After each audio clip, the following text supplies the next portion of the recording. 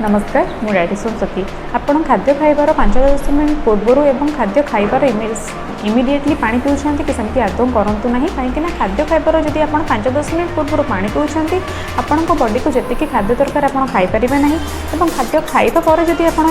तुरंत पानी पिउछंती आमे जहाँ भी खाद्य खाऊ सेटा भल भाव में हजम हुए नाही ए द्वारा कौन हुए कि से खाद्य गुड़ा हुए तो फैट रे कन्वर्ट होइकी आम बॉडी रे डिपोजिट होइछे हमर वेट गेन हबार मध्य संभावना रही है। तेणु सब खाद्य खाइबार आधा घंटा पर एवं आधा घंटा पूर्व पानी पियंतु। नमस्कार।